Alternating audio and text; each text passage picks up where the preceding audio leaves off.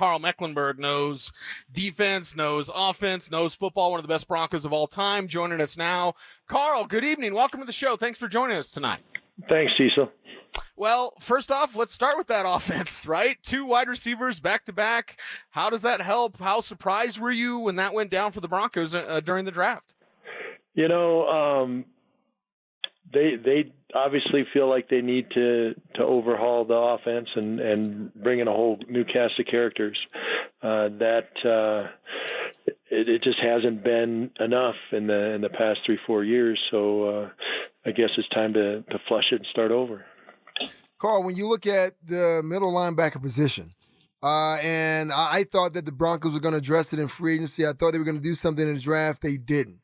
But looking at this core group of guys that they have, do you think with their skill set that it's going to be enough to compete with the Kansas Cities of the world?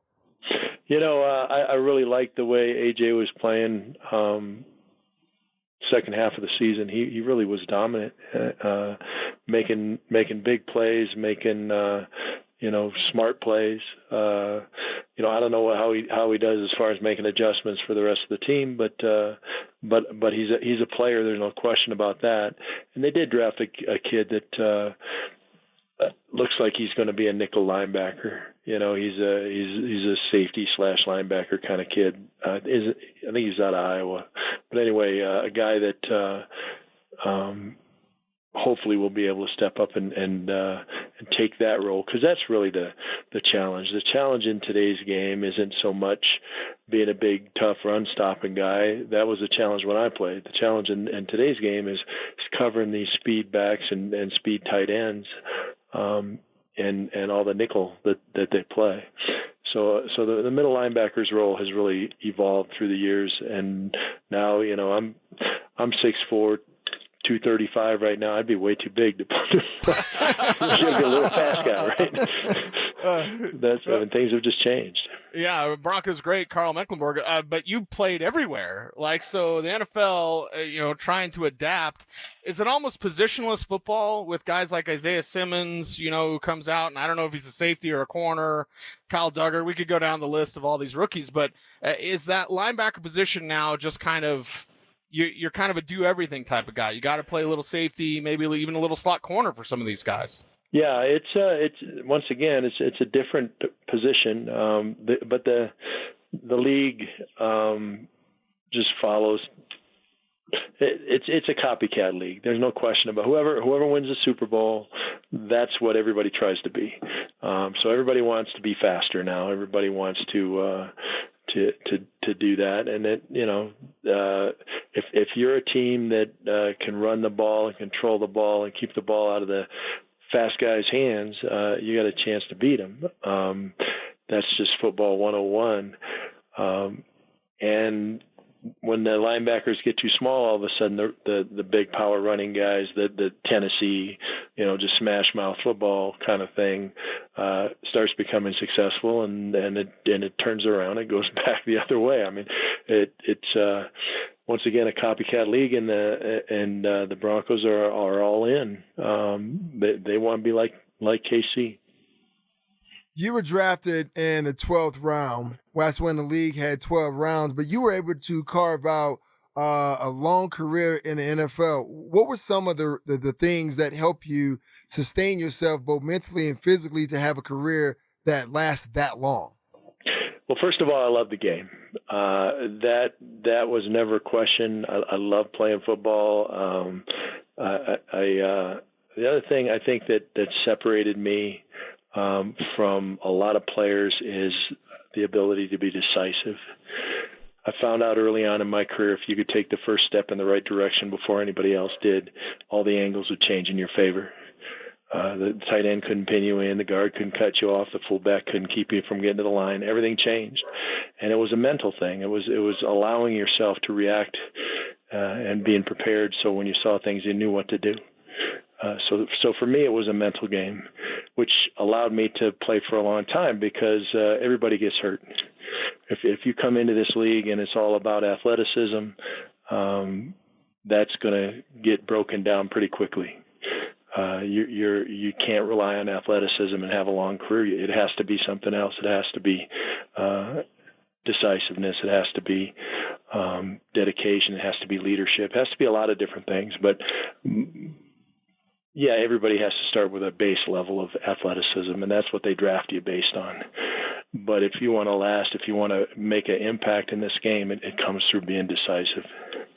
One of the best Broncos to ever play, Karl Mecklenburg, joining us tonight here, Nick and Cecil on The Fan. And I have to ask you also, in addition to intelligence, to athleticism, just the power of faith and how that helped you, how it helps other football players.